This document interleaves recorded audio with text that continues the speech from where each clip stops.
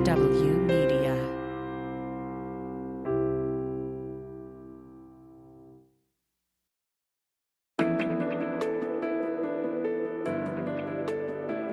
Spy Talk, a podcast at the intersection of intelligence, foreign policy, national security, and military operations. Hi there, I'm Jeff Stein. Welcome to Spy Talk. One of the people I've turned to for wisdom on intelligence issues over the years is Loch Johnson. He's not only written or contributed to over 24 books on intelligence, his intimate knowledge of how the CIA and our other spy agencies work was grounded in having been a staff member of the so-called Church Committee, the monumental congressional investigation of CIA misdeeds in the 1970s, headed by Senator Frank Church of Idaho. His latest book couldn't be more timely. It's called The Third Option: Covert Action and American Foreign Policy. Loch Johnson, welcome to Spy Talk.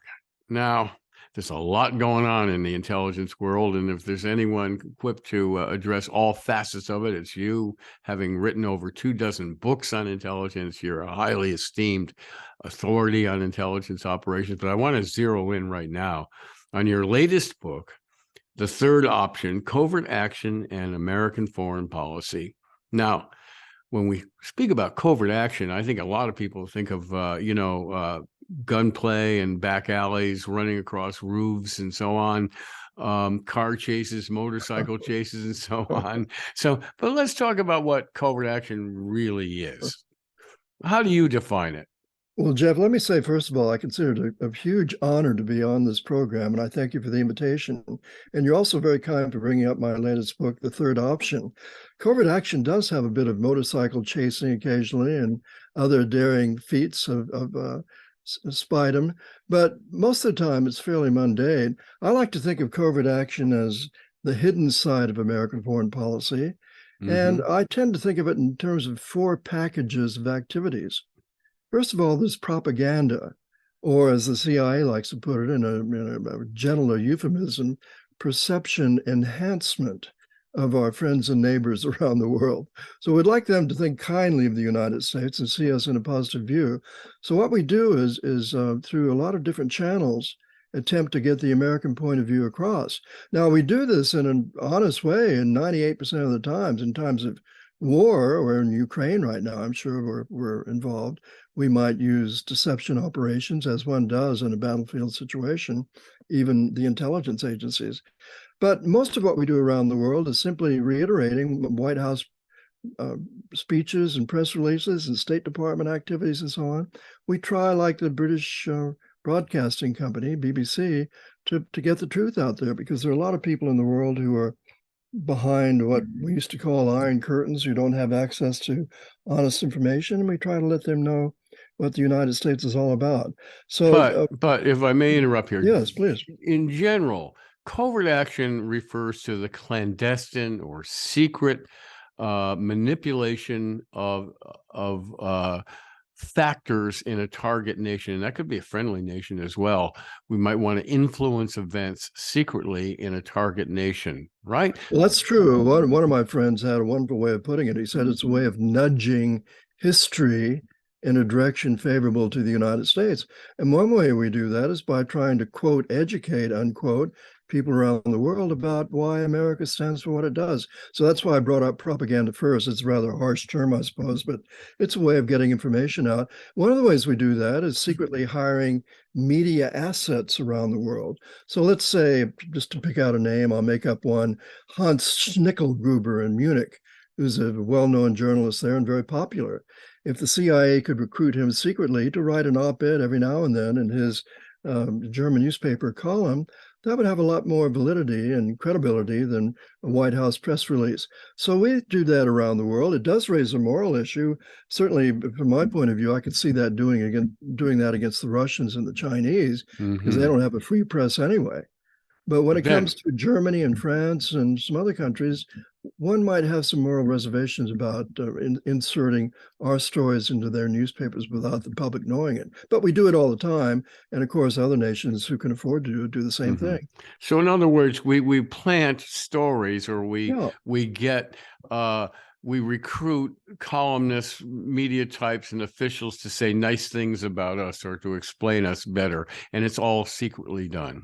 Yes, and sometimes we'll buy secretly entire newspapers, as we've done in Latin America and different countries. They seem to be local indigenous newspapers, but they're really run by the CIA with hiring a few local people. Can you give me an example of that?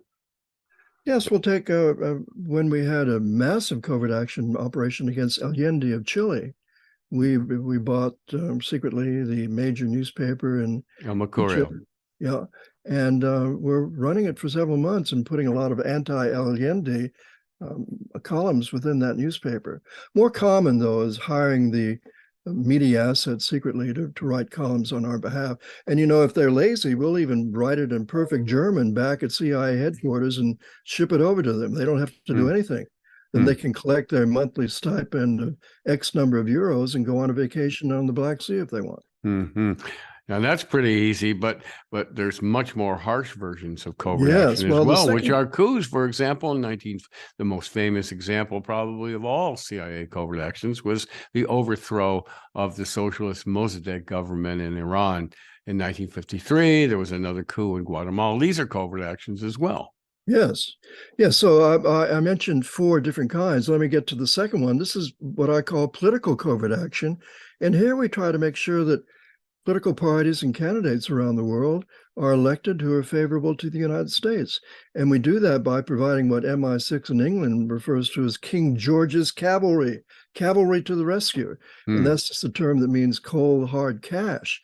We provide cash to candidates that are favorable to the United States so they can get elected and then go in and vote for programs that are helpful to us. The classic case of that is Europe right after World War II, where the communists were very active in trying to take over Italy and France and many other Western European countries, Germany. And we countered that by supporting secretly candidates who were pro-Western. So it was a battle between the Soviet Union pumping in rubles for their candidates secretly and us pumping in dollars for our own candidates. Now, one could ask, why didn't we just do it openly? Why didn't we stand up and say, look, the Soviets are trying to buy your elections, and here's some evidence for that? We're not going to do that. We're providing some money to pro-Western candidates, but we're doing it openly, and they can accept it or not. The reason we didn't do that is because the Italian voter, the French voter, and so on, would not have liked the idea of some local politician being a puppet dancing to the tune of the United States or the Soviet Union. So both we and the Soviets kept that underground so that we wouldn't have that effect. And then the third category, and here we're going up a ladder of escalation and becoming harsher and harsher as we go, is economic covert action. And here is sabotage, really. Everything from blowing up bridges to mining harbors to counterfeiting currency and flooding an enemy nation to try and disrupt their economy. So this can get pretty mean. And then harshest of all, this is the fourth category, which is known as paramilitary operations, or PM. And here you get into coups d'etat, even assassination plots. So the gloves are really off when you reach the paramilitary area level. And it means supporting local groups that in revolutions that might overthrow a regime that's hostile to the United States. Take, for example, the Hmong tribesmen in Laos during the 60s. We supported them in hopes of driving out the communists in Laos, but even more importantly, to distract communist fighters in Laos from going into Vietnam and killing American soldiers. So the CIA and the Hmong tribesmen in Laos kept those communist soldiers busy right there in Laos, and that prevented them from probably killing, another 10,000 American troops. More recently, we have a phenomenon we might call overt covert operations, in which a covert operation, in other words, an operation that is not admitted to, fessed up by the CIA, everybody knows it's going on. I'm thinking of Afghanistan in the 1980s when the CIA was supplying the Mujahideen against the Soviet Red Army in Afghanistan. And it became widely known that this was a CIA operation in concert with Pakistan's intelligence agency.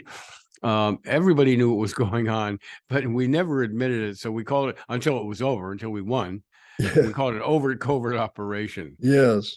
Well, you make a good point, and the reason we have such phenomenon is you can't keep paramilitary operations secret very long, because after all, we're talking about wars here.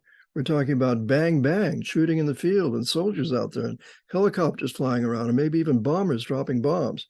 But both sides, let's say the Soviet Union or today Russia and the United States, still want to keep it officially a covert action, even though it may be discussed in the newspapers. Because once you solidify it and turn it into an overt declared war, then you're talking about possible escalation even up to the nuclear level. So it's far better to keep the mythology of fighting these wars secretly and underground, even though they're quite noisy and often well known.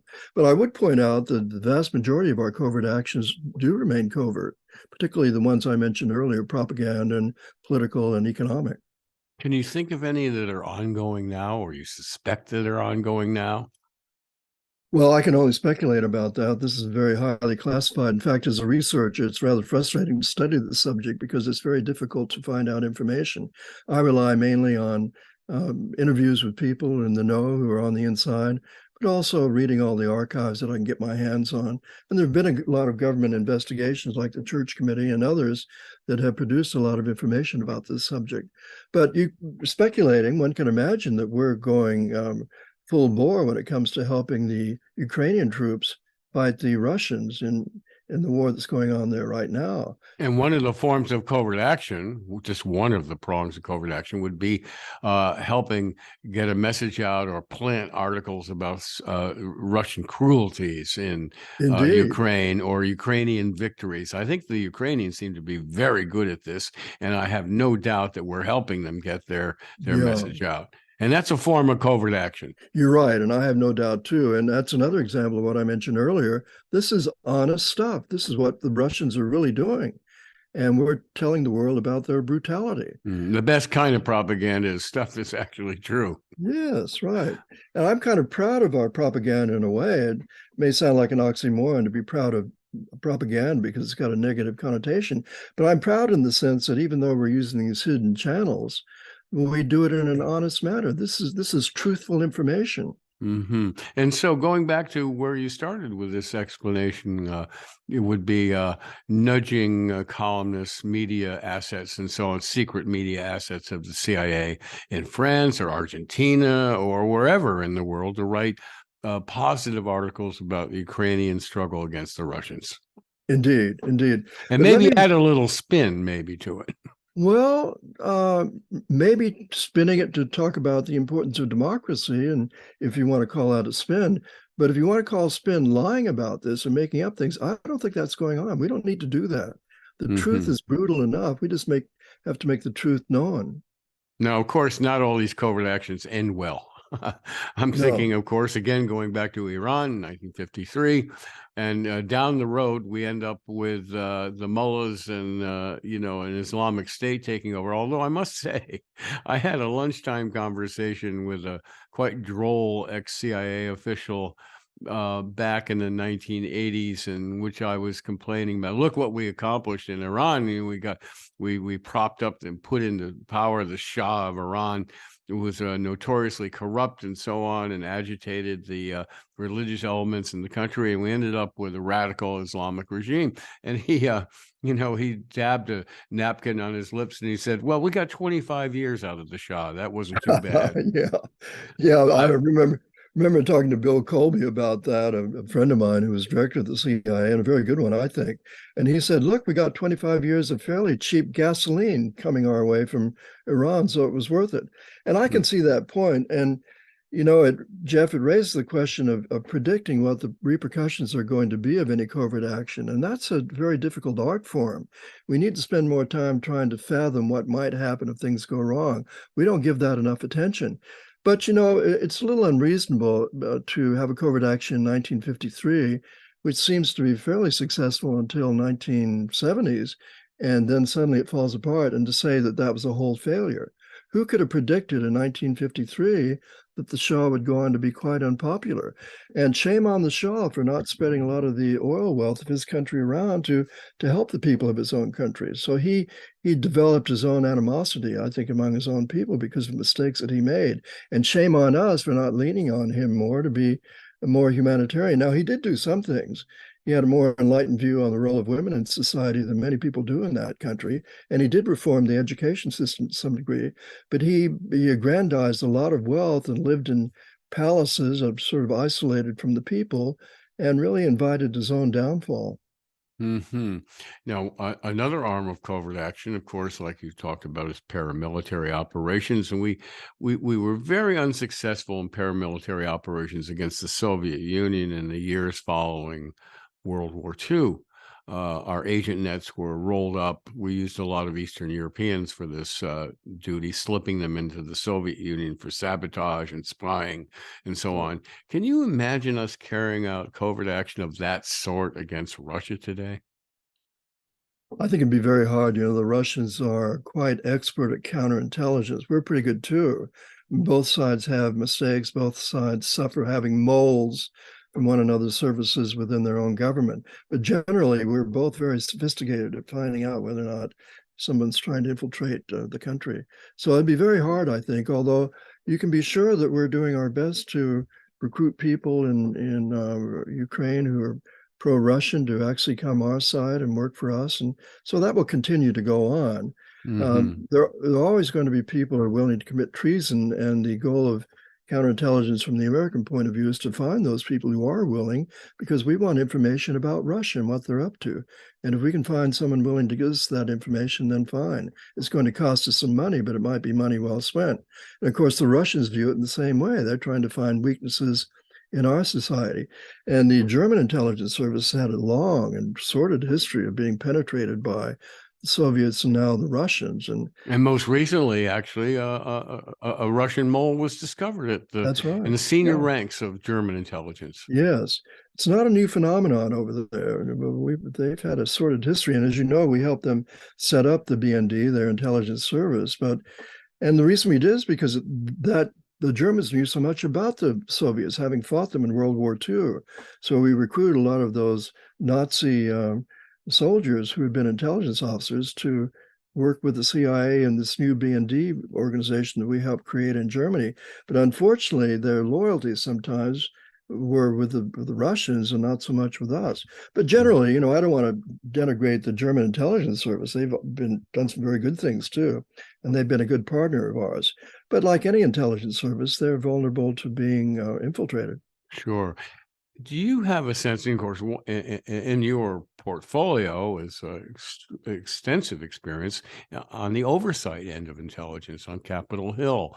You were present at the creation, you might say, of the intelligence oversight on the Hill with the House Intelligence Committee as it was formed, and you worked with Senator Frank Church in the extraordinary hearings into CIA misdeeds in the 1970s. You get a sense now that Congress is conducting good oversight of intelligence activities, and to what should they be meddling in every covert action or getting briefed on everything? There's a lot of downside to oversight when it's not complete and when it's too complete. Well, I think you make a lot of good points there, Jeff. I would point out that before 1975, there was virtually no oversight to speak of. It was a kind of darkness. And the notion was there'd be intelligence exceptionalism in the United States. They wouldn't be part of the regular Madisonian system of checks and balances. It was too sensitive a topic. They would serve the president, and that would be it. But given the Operation Chaos, spying on American citizens involved in anti-war protests by the CIA, led to a realization, a lesson we learned from the founders, that power can be corrupting. And the CIA misused its power when it was spying on American citizens. So that led to the Church Committee, and I was Church's top assistant. And we did our best to make sure that we preserved the important functions of the CIA and all the other intelligence agencies and tried to strengthen what they do. But we wanted to make sure that they weren't spying on American citizens. And we also wanted to make sure that they weren't involved in assassination plots anymore. And so we moved forward on that front. But your point is well taken. I can remember one senator on the Senate Intelligence Committee who tried to tell the director of the CIA how many intelligence officers he should have in every country overseas and how they should recruit assets and so on. It was absurd because he didn't know anything about it, really. He had no depth there. So a lot of these things you have to, not micromanagement, you have to let these agencies go forward. These are honorable men and women.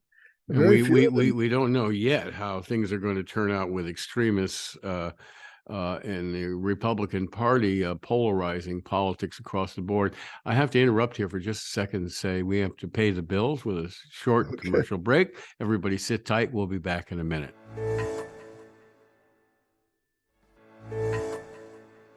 Okay, we're back with Loch Johnson, professor emeritus at the University of Georgia and one of the most preeminent intelligence historians we have.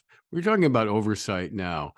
There was a hiccup, you might say, and I'm probably putting it too lightly, in terms of the CIA's torture program and the black sites and so on. They weren't entirely forthcoming to the Senate Intelligence Committee and the House Intelligence Committee. How do you judge that sad chapter? Well, it was really unfortunate. Of course, you have to put it in context. Imagine if you and I were in the White House or out at the CIA, and right after 9/11, we were worried about another event that could have happened like that, maybe even worse, using a nuclear weapon. So you can see why the CIA and the Bush administration wanted to really find out as much as we could about what these terrorists were up to. But unfortunately, they lost sight of the fact that we're not the Soviet Union. We have higher moral standards than these totalitarian regimes have. Now, the FBI, I must say, did understand that, and they interrogated terrorists by being kind to them and friendly and thoughtful and offering tea and crumpets and whatever, and it worked pretty well. The CIA, unfortunately, went down a different pathway, and they began to torture these people. And, you know, some of the lawyers out there have actually said to me, well, it really wasn't torture. Waterboarding is not torture if you do it carefully. How do you do waterboarding carefully, right? Well, also, we prosecuted the Japanese for waterboarding. Yeah, exactly. Yeah.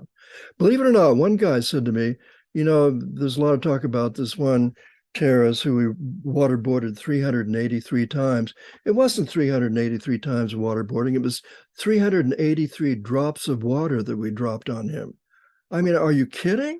But that's what this guy claimed to me.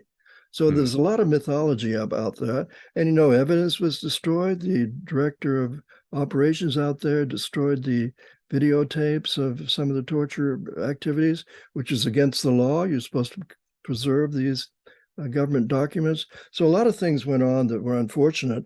And as you know, the Dianne Feinstein Senator from California conducted an inquiry into this, a very fine inquiry, and sort of mapped out what the torture boundaries had been. And we went farther than one could really imagine. But President Obama never let that report be declassified. He finally allowed an executive summary to be declassified. It was quite revealing and horrifying. And that led to passage on the Hill of the McCain bill, which prohibited torture by the United States in the future, which is what is the right position. Do you think that this polarization of American politics is going to affect intelligence oversight? Well, I'm afraid so. You know, polarization of politics is poisoning our entire system, and it affects everything.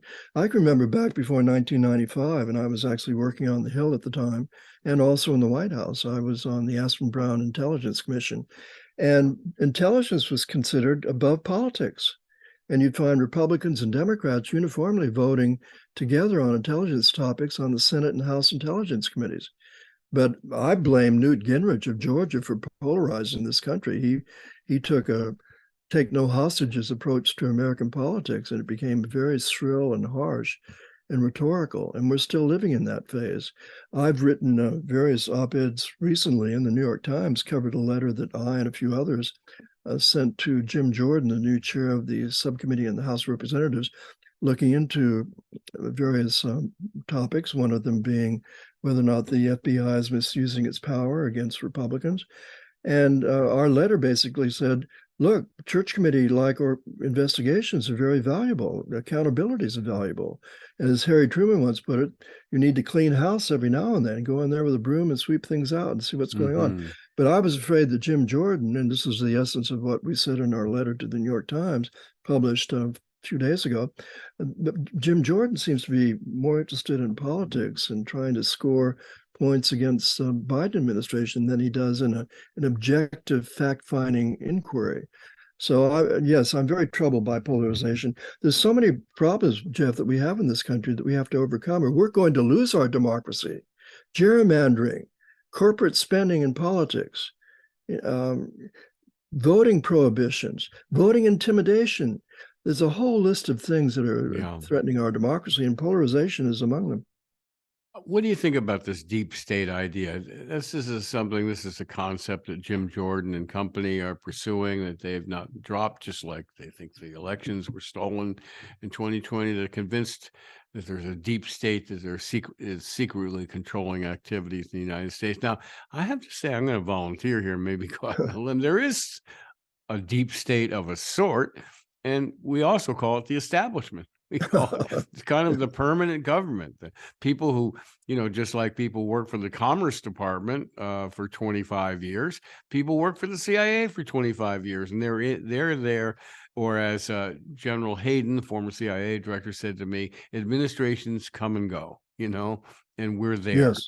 So what do you think of this whole deep state idea? Well, Jeff, I think you nailed it. You expressed it very well. There is, as Eisenhower reminded us, a military-industrial complex.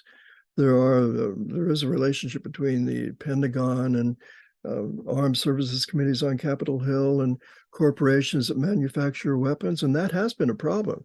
And our military budget right now is about $816 billion per year, which is more than the next 25 countries in the world.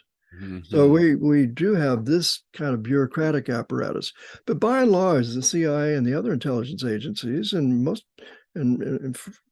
as far as that goes, our other bureaucracies really serve the president and the Congress, and they're held generally pretty accountable. But you're right, administrations come and go, but you have the bureaucrats there all the time. But they're not there in a self-serving way.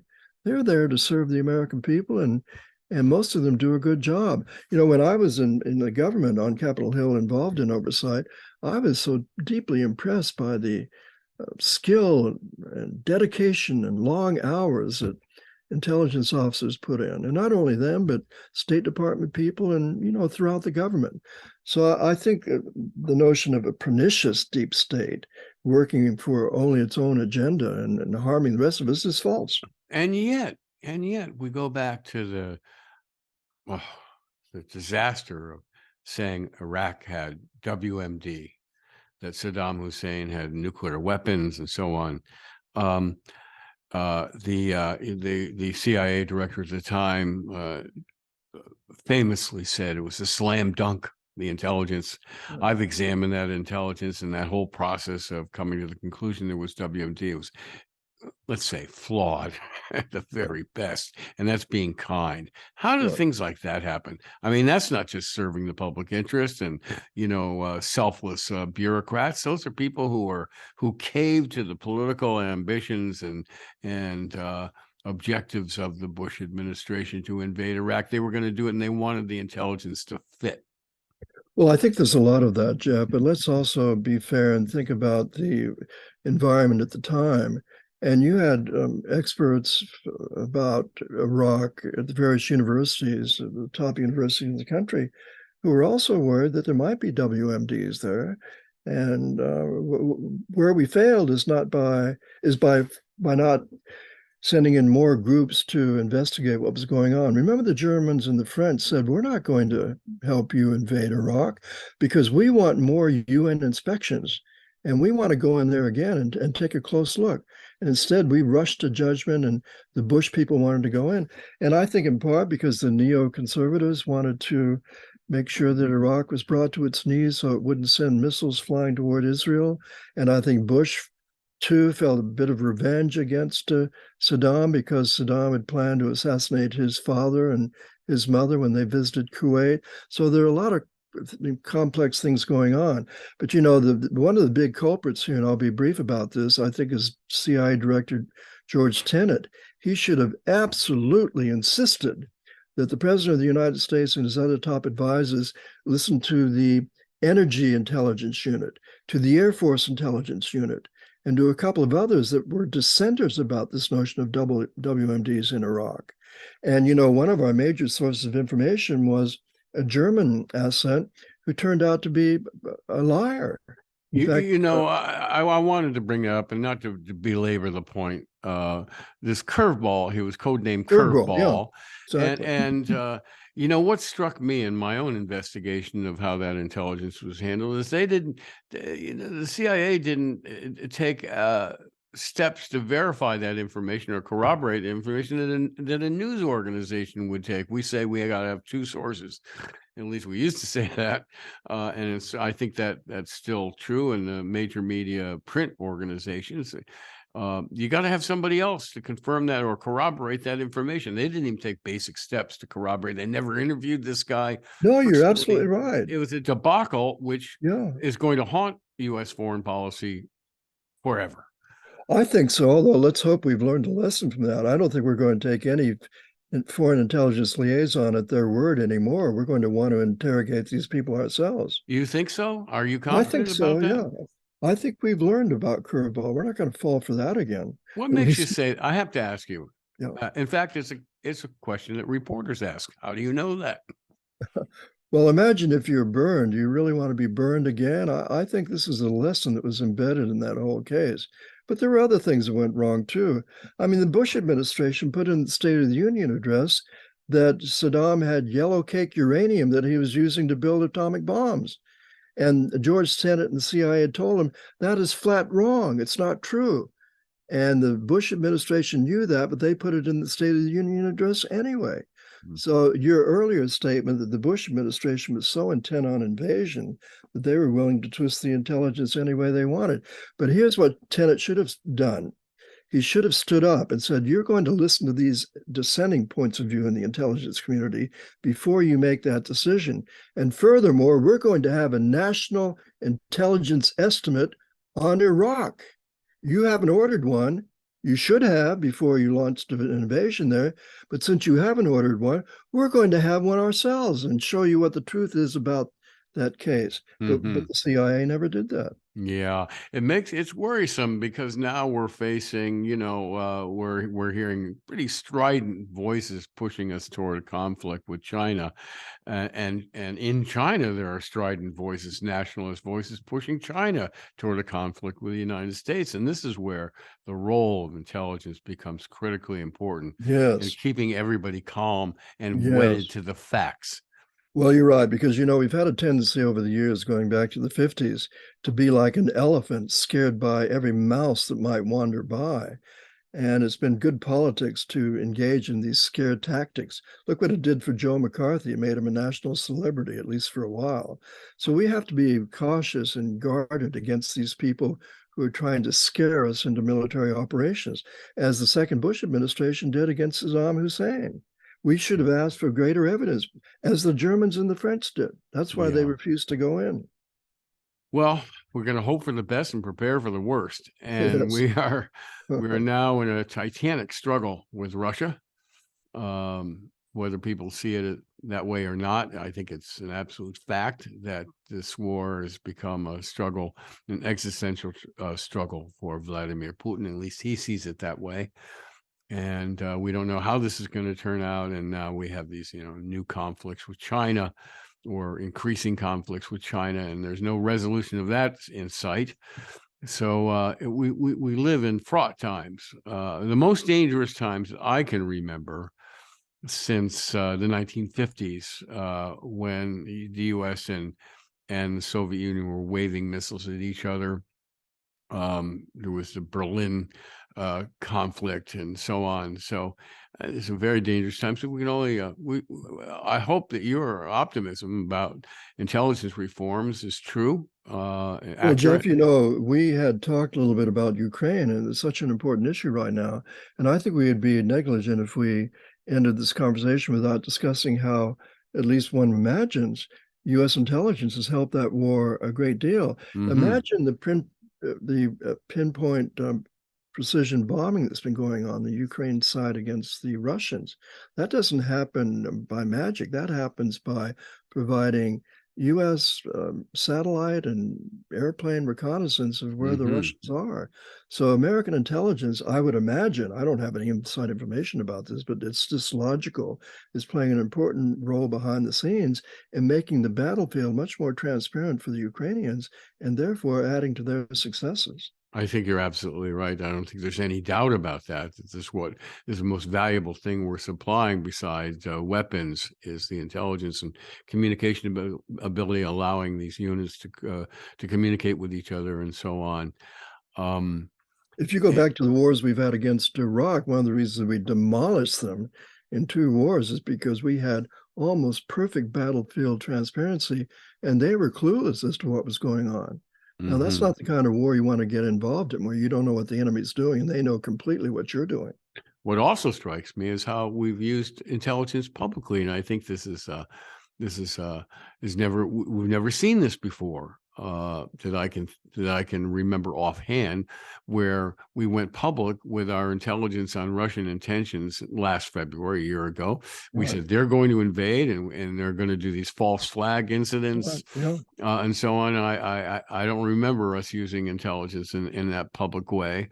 And now we're doing it in regard to China. I was struck the other day that the Secretary of State Blinken said, we think the Chinese are on the verge of supplying weapons to Russia, and we're warning them not to do it.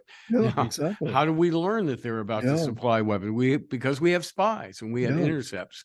And by the way, Jeff, along those lines, in terms of using intelligence for good public purposes, there's a program called Medea, in which CIA scientists, and there are many good scientists out at the CIA and other intelligence agencies, are working with university scientists and private sector scientists to do studies of the environment. And, ironically, the greatest national security threat facing the United States could well be the environment and how it's going to ruination right before our eyes. So it's heartening to me to see the intelligence agencies who have all these satellites and other forms of reconnaissance to look at enemy missile silos and enemy tanks and so on, can also pick up a lot of information about coral reefs and forest depletion and so on. And they're sharing that information with scientists. And it's a wonderful symbiotic relationship. Well, on the environmental plan, I think we have the information. Getting people to act on it is another thing altogether. Well, that's true, but nothing like the CIA satellites for the past 50 years, who have a beautiful daily photographs of Mother Earth, who can really give you a good idea of what's happening to the environment. Loch Johnson, I always learn something when I'm talking to you or I'm reading you. It's just been a thrill for me to actually do this face-to-face interview with you. And thank you for coming on the Spy Talk podcast. And I have a feeling we're going to do this again. And until then, let's just hope for the best. Well, it's been a thrill for me as well. And I thank you so much for the invitation. Thank you. And that's it for this week's Spy Talk. Be sure to check out our entire podcast archive, available at our home at the MSW Network or on Apple or wherever you get your podcasts. And if you haven't already, please also check out the Spy Talk column on Substack, where my colleagues and I offer fresh reporting and analysis from the intersection of intelligence, foreign policy, and military operations. Until then, I'm Jeff Stein. See you around. For more original reporting and insights like this, subscribe to spytalk.co on Substack and follow us on Twitter at @talk_spy. If you enjoyed our podcast, subscribe and leave a review on Apple Podcasts, Spotify, or wherever you get your podcasts.